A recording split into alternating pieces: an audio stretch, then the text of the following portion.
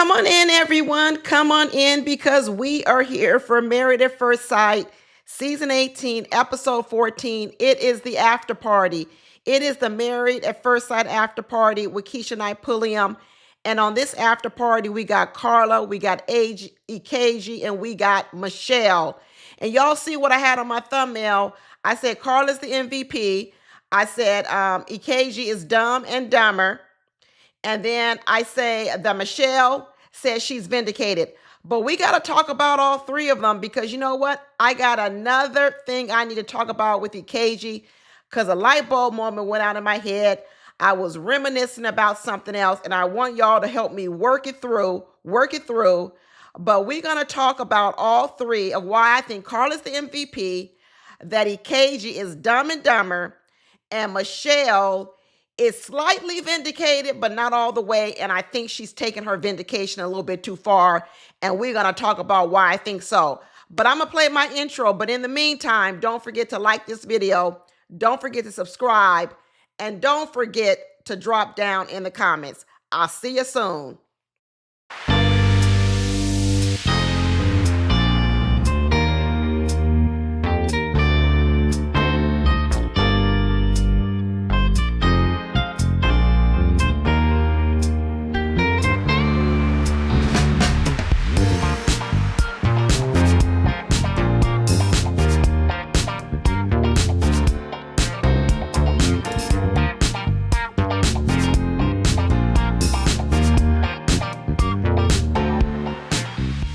Okay, we are back, y'all. We are back.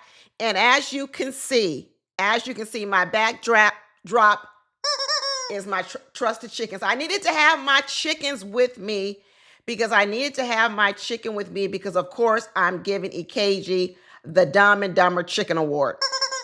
But here's what I'm thinking, y'all. Ikechi don't get it.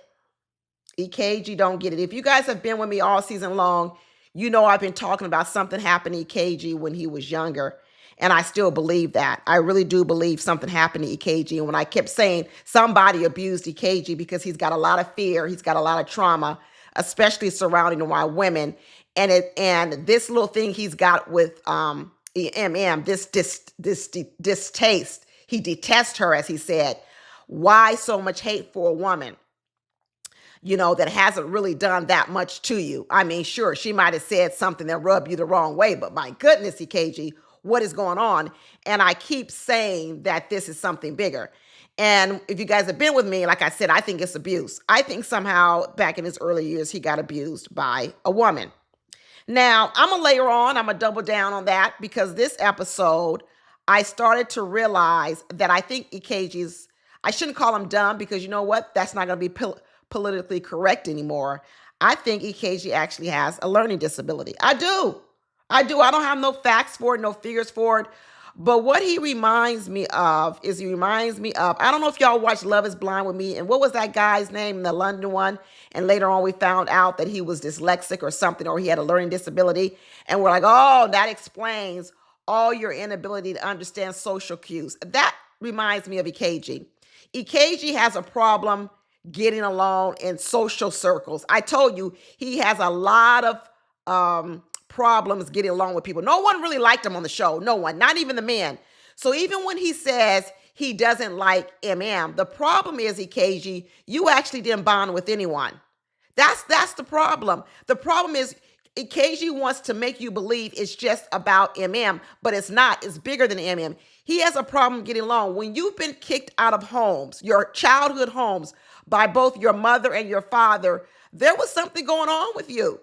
You might have been a problem child, but maybe you are a problem child because you have a learning disability, right? Maybe you learn differently because Ikechi, he don't get it. It doesn't matter who tells him over and over again that you're not communicating very well. You're not articulating yourself. You're not expressing yourself. Your mind is somewhere else. It's not making sense. He still doesn't get it. He still wants to blame everyone else. Ikechi is stuck. He's really, really stuck. I mean, he showed up on this show on this. Then look at this outfit he's got on. He looks like he's going to the 8th grade. It looks crazy. It looks like an 8th grade picture day. It's picture day, so let me throw on a tie, but I'm really dressed like an eighth grader. It's weird, y'all. It's really weird. Keshia Knight was saying, what does it feel like right now to be talking here with me today, KG? And he says he realizes that, initially he didn't have the ability to really express himself on the show. Well, why not? People gave you plenty of chances to do it. So don't act as if you didn't have the opportunity. I think what you're getting to, EKG, is exactly what it is. You didn't have the ability. And why don't you have the ability at your grown age to express very simple emotions? Like I said, I think EKG has all you social people out, social workers, who clinically diagnose people. Let me know if you see any signs, because EKG's sitting on here talking about the only reason he's got this attitude is because he doesn't want to be there. He doesn't want to be in this marriage. That's what he keeps saying. On that last meeting that they had with Dr. Pia, before he said, let's go play some video games, he said he didn't want to be there. That's why he had a nasty attitude. But what's going on with the contempt, EKG? That's the problem. The next thing you know, he says he wants to go play video games. He said, I was just so tired and so delirious, and there was a video game place right across the street. That's why I suggested. He never really takes ownership of some of the dumb shit he says and does. He's always got an excuse. So just because you saw a video store across the street, that's how you said, let's go to the video store? That's the only logic you used, Emem? EKG. What else was around you? Let's go have a cup of coffee. There was no Starbucks on the corner. There was no other place. You just picked a child's playground, the video games. I don't believe it. I think EKG is slow. That's why I said, you know what? Maybe I ought to call him dumb. Maybe I just ought to call him slow. And then what he said was, it was so nice to get away because once we got to the video game place, we had freedom. What are you talking about, EKG? I thought you said that when you're around Emem, it's when you feel the most uncomfortable. You don't feel safe. You don't feel all these things. That's what you told us. Now it's almost like you're saying when you Emem went to the video game without the cameras, you felt free. Well, if Emem is the problem, EKG, it wouldn't matter where you take her. It wouldn't matter if you took her to video games or anywhere, because she would still bring chaos. So what you're telling me is that when you and Emem went to play video games, you felt free, you felt light, you felt good. Well, that would tell me that it's not Emem's not the problem. Maybe what you have a problem with, EKG, are all the cameras, all the lights, because you have a thing in social environments and with lots of people. Maybe that's it, EKG. You keep saying that the house that you and Emem were living in together was full of chaos and you didn't want to be there. Maybe the chaos is all the film crew, all the people. And like I said before, that points to you have a bigger problem with crowds, lots of people, getting along with people, organizing all your thoughts when there's so many thoughts and emotions and things going on. I think EKG suffers from some things on the spectrum. That's just what I'm saying. And I believe that he's had it his whole life. And I'm saying what I said before. I think when he was younger, he was taken advantage of. I think he was taken advantage of when he was younger. And I think he also displayed a lot of bad behavior when he was younger. And he probably didn't really get diagnosed correctly. Or maybe he did. Maybe he did, and maybe he knows, and he just hasn't told us. But I'm going to tell you right now, this has nothing to do with Emem. Emem may be triggering him, just like the production crew may be triggering him. He's got a problem with being around people, period. People, period. That's why his interactions with people have to be short. Very, very, very short. Keshia Knight Pulliam kept saying, you send him mixed messages. This doesn't make sense. Well, it is mixed messages. When you have jumble in your brains, you can't sort out your thoughts, emotions, right? This is all part of people on the spectrum. It's so much going on. It becomes hard for you to articulate it, which means sometimes you send mixed messages because depending on how you're deciphering or organizing the information in your head, you could be sending different messages. So at one minute you're sending this message and another minute you're sending another message. A lot of times when people are undiagnosed or they don't want to feel like they're different from other people, then what they do is they blame everybody else because they really want to feel normal. So what becomes is it's not their problem. They're not the one that's out of sorts or not making sense. You're the one because you don't understand me. You see, they put all the blame on the other person. And I believe that's what Ikechi does a lot. He never takes ownership. He always blames someone else. Even Michelle had to jump in and say, you know what? I'm confused. She said, even though I've heard Emem's side of the story mostly, even watching you, even listening to you, even trying to understand your point of view is confusing. And then and all Ikechi does is go back. Well, what would happen if you felt uncomfortable? The person was always attacking you and being aggressive and sexually aggressive with you. Ikechi, you told us that happened on your honeymoon. Your honeymoon. Has not made any sexual advances to you since then. Let's say she did do that on the honeymoon, invited you into the shower, all these other things you said she did, even though you initiated it, mixed messages. Let's say it happened. I really do know that did not continue to press you for sexual advances for the rest of these 7 weeks. That's a lie. So for you to still be sitting here saying you're afraid or uncomfortable around because you believe she's too sexually aggressive, that's not true. You're still trying to come up with reasons to describe your behavior, but really your behavior doesn't really have much to do with It has to do with everything else. Like I said, Ike needs serious therapy, and he also might need to be clinically diagnosed, because what that does, it makes him start to see threats in other people that shouldn't be threats. He starts to feel intimidated by people, right? Because he doesn't know how to protect himself, right?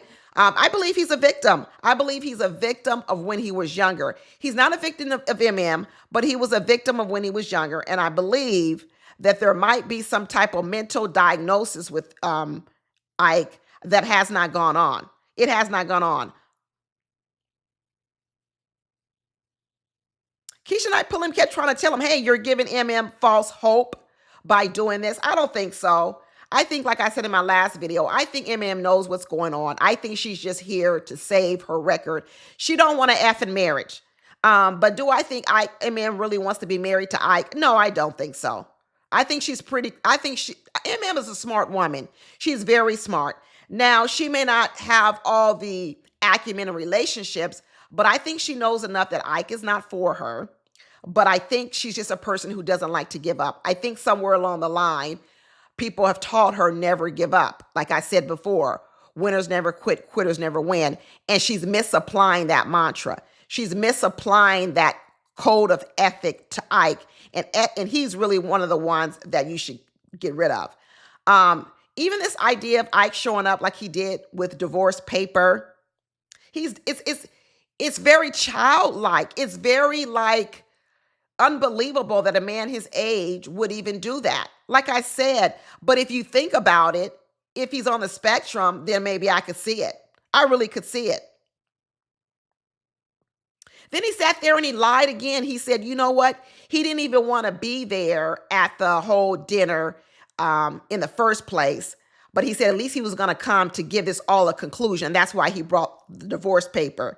And he said, and then as soon as she blew up, that's when I left. She didn't blow up, Ikechi. That's what you were hoping she did. So for you to sit here and describe her as blowing up, that's a lie too. You see, once again, he wants to blame the reason why he left on No, it's not Emem's fault. And then they were talking about how he was lurking in the background, how the fact that he didn't even come down and sit at the table, that he was off to the side, right? And they said, well, why did you do that? That was really weird. Even Karla and Michelle was saying that was weird. And what he said was because they were eating fish tacos and I'm allergic to shellfish. Now, I know people are allergic to shellfish by eating it, touching it, raw fish. And maybe there is something around when you cook shellfish, if you're allergic to it, you could also be harmed by it. You could have an allergic reaction. But because Ike likes to blame something else on everything he does, I kind of don't believe it. I don't ever remember Ike telling anyone that, hey, I can't be at a dinner table if you're eating fish. I just don't believe it. Now, he may have I don't know if his allergy is that severe that you can't even be around someone eating it. Because I never remember him having these sort of boundaries, to be honest with you. But that became his excuse once again for not joining the dinner table. And then when Keshia Knight Pulliam said, "Well, okay, if you could do it all over again, what will you do differently?" And instead of him saying, I wouldn't even try to give her divorce papers in that moment. What he said was, I would just send someone else. So, Ike, what you're telling me, the biggest problem in what you did was it was done to humiliate her at a dinner amongst a bunch of people. And what you're saying is, even if you have a chance to think it through again, the only thing you would do is you would just send someone else to humiliate her.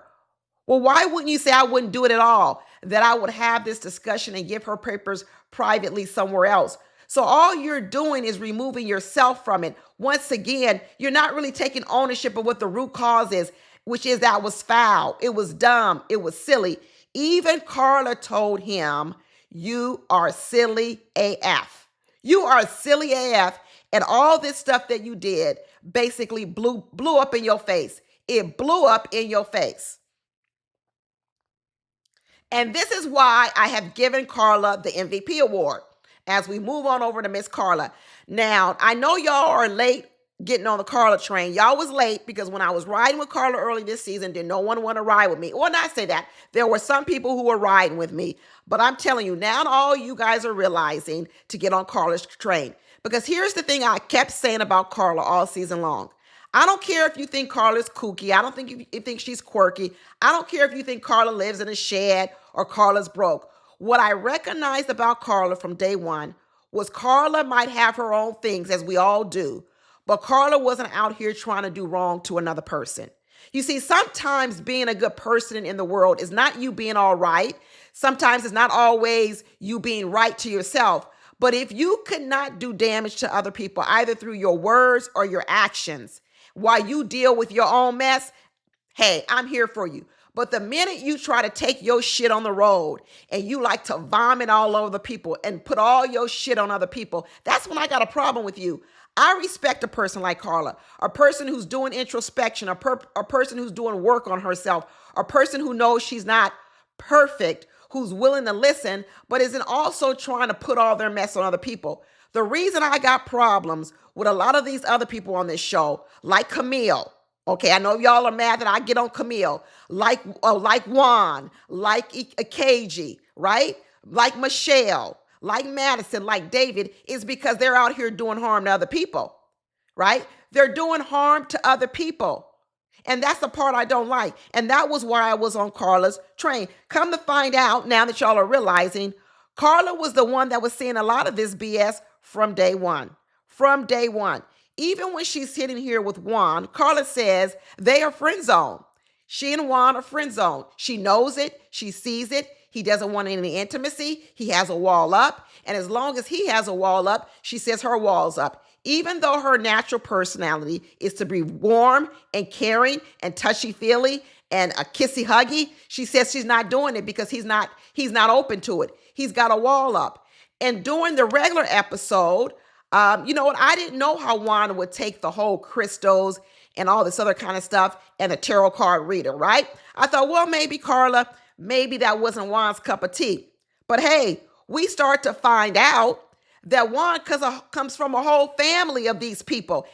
Karla tells us that Juan's brother was ready to do their natal chart. He goes to tarot card readers. He reads tarot cards. He's into it. She said his whole family is into it. So Karla wasn't really doing too much out of the box. She wasn't. So I go back and say, why does Juan have walls up with Karla? Well, Karla, we're going to go back to the beginning with Juan. We know that Juan's original opening statement was that the reason he came on Married at First Sight is because he wanted a woman who was going to understand both sides of him, both his American side and his immigrant side. And I kept saying then, he said he didn't have opportunity to date a Latino woman or Latino woman. That's what he kept saying. I kept saying, I don't understand how you couldn't date a Latino woman. Latinas are everywhere in the world. How the hell can you date one if you really wanted one? We know he liked white women. That's who he dated. But what Juan would continuously say is these white women didn't understand his Latino side, and he wanted a woman to understand both. So what he really wanted was he wanted a white woman who understood his Latino side. But that's not what he told the producers. They give him Karla. Karla's a person who can understand his immigrant side.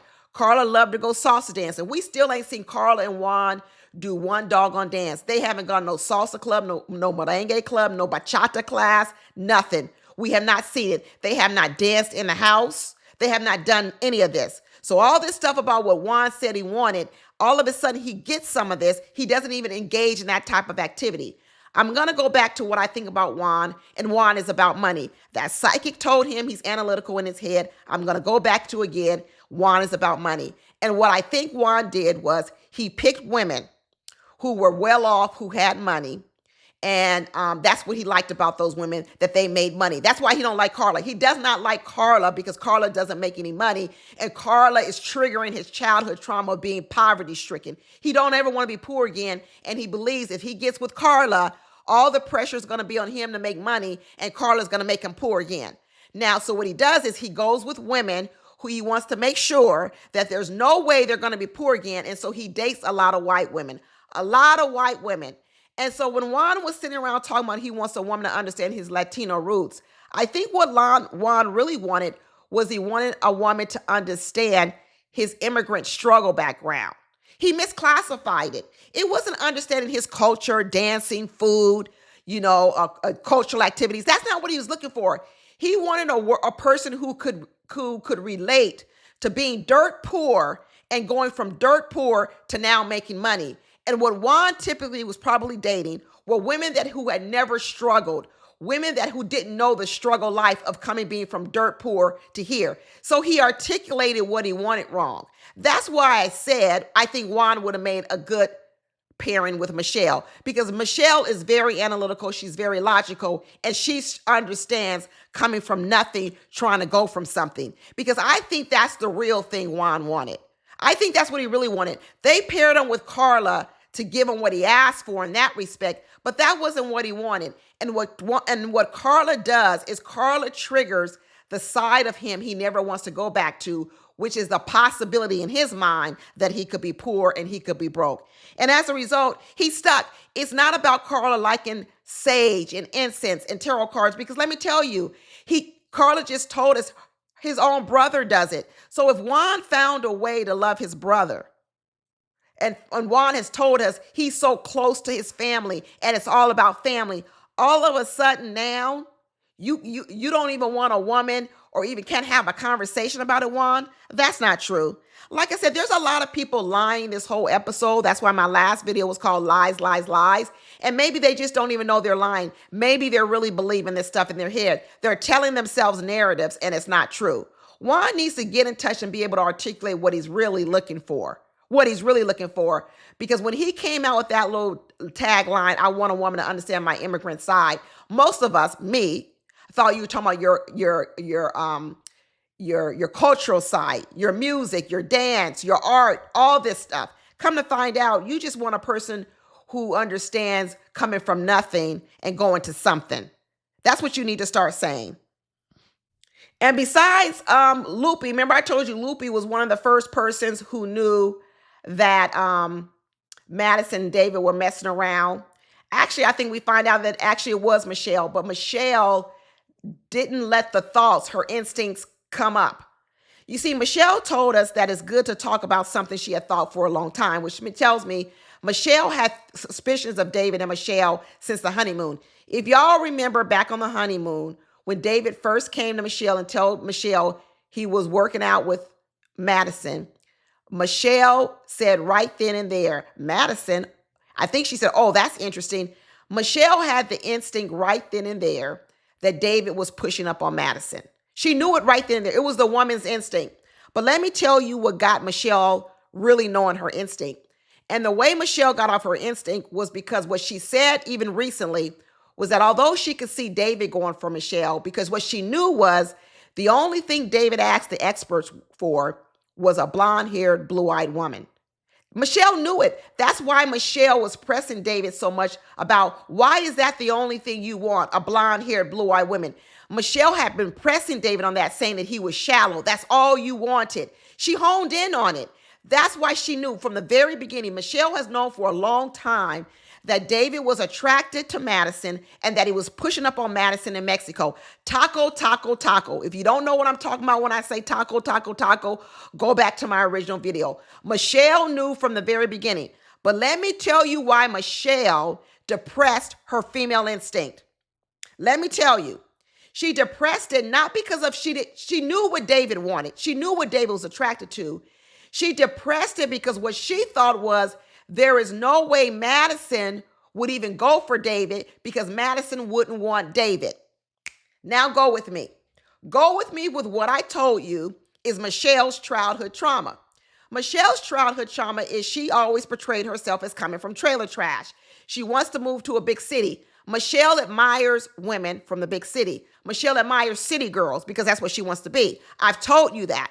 She admires a lifestyle, a city girl lifestyle, going to places, going to fancy places, she admires that.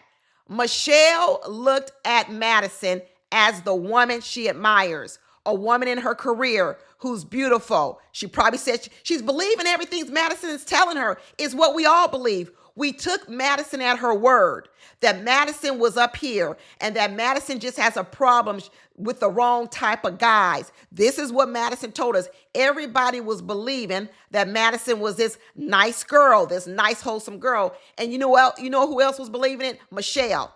Michelle was believing it about Madison just like a lot of us did in the beginning. Then what happened is because she believed that Madison was up here, she put Madison on a pedestal. I keep telling you, Michelle admires images of what city life and city people and sophistication looks like, and she put Madison on a pedestal. And what she said was, I know that David is darn near trailer trash himself. Michelle knew it. She knew it from the very beginning. That's why she treated him so horribly. It was a class thing. It wasn't just about money. It was a class thing. This is why Michelle treated David so horribly, because she knew he may not be trailer trash, but he's basement trash. And what she said to herself, there is no way this high-class city girl that I've put on a pedestal would go for David. So therefore, she excused it for her mind. She shouldn't have excused it. You know why? Because now what we figure out is Madison is not up here, Michelle. Madison is down here. So Michelle peeped it from the very, very beginning, but she threw it away. She threw it away because she made a bad assumption that Madison was too high class for David.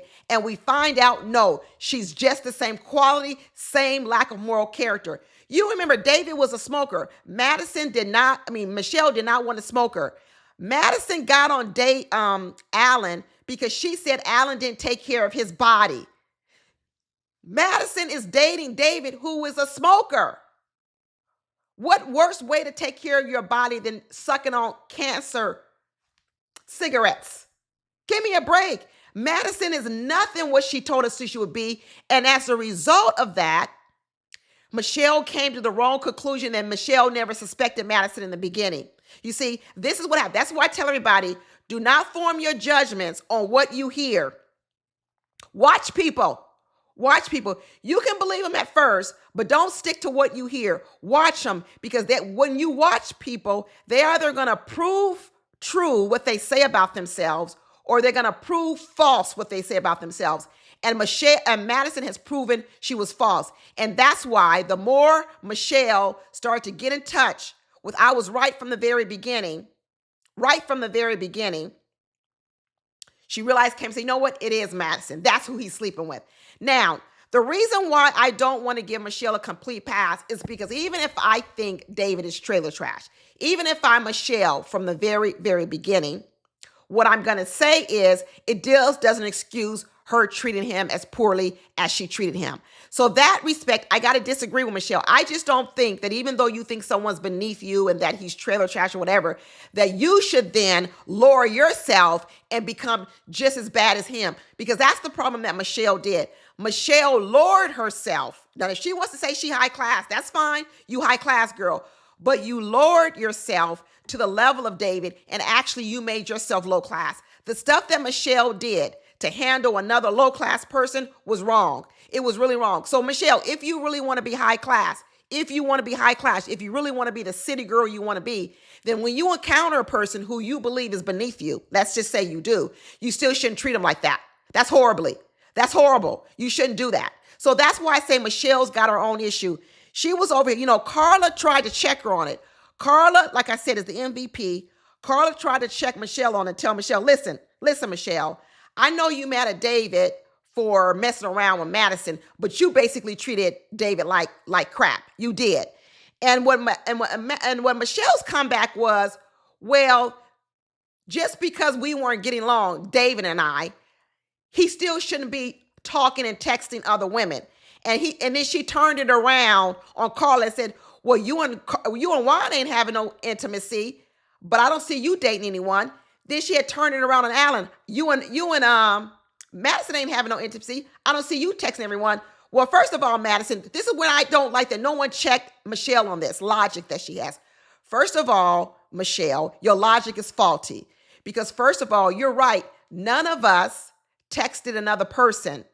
But in this moment, none of us are also being talked to and degraded the way you talk to David. So first of all, don't put me in the same bucket as you, okay? So the fact that I'm not going out and kissing another man or texting another man or another woman has more to say about who I am than vindicating you. Because just because I didn't do it, because our marriage or whatever isn't working out, I also didn't treat my partner the way you did. So Michelle needs to own her shit. She needs to own her shit. She can't say because other people didn't do it, David didn't have a right to do it. First of all, that's not true because not everybody wasn't treating their partner the way you were treating your partner, Michelle. So your logic is faulty. The other reason your logic is faulty, Michelle, is because, let me tell you something. You're now going by this mantra that just because I treat you horribly, it doesn't give you a right to text other women. Wrong.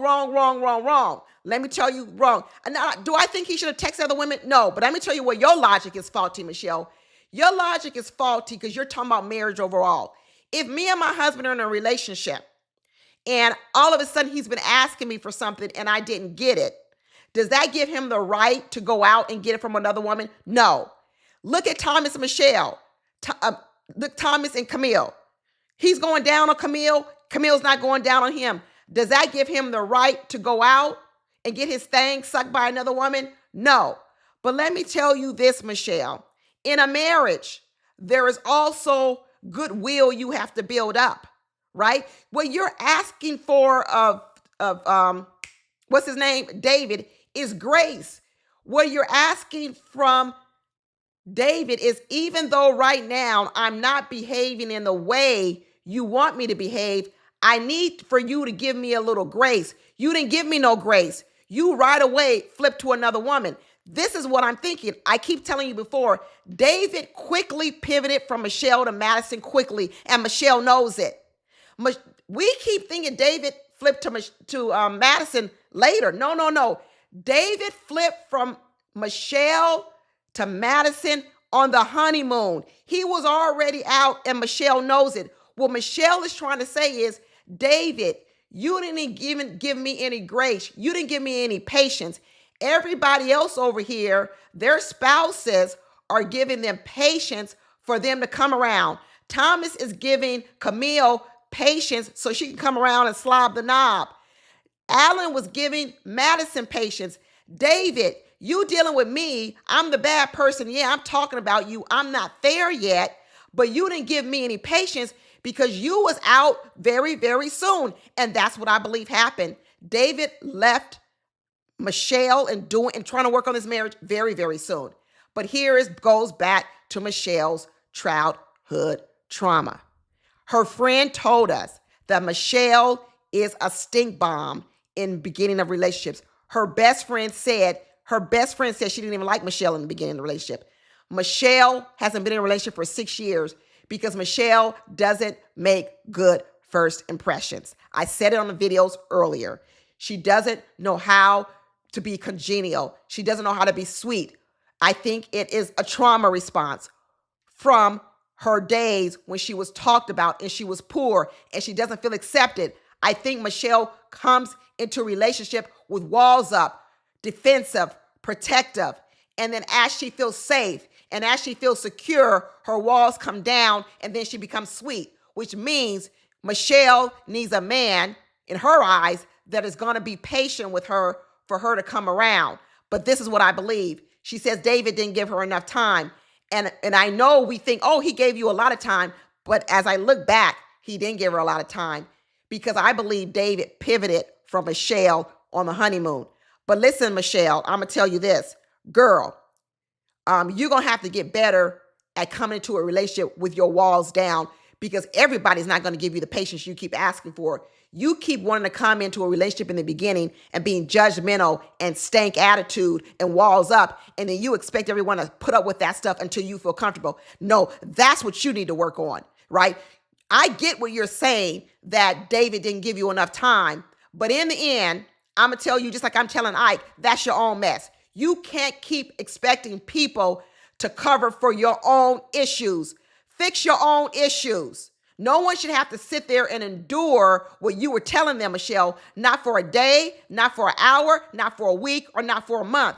So I get what you're saying, that David pivoted very quickly. He did. That's why I said he's trash. He's trash. But that does not absolve you. So this little thing you're trying to say no one else did it. No, they weren't enduring what you was putting on David.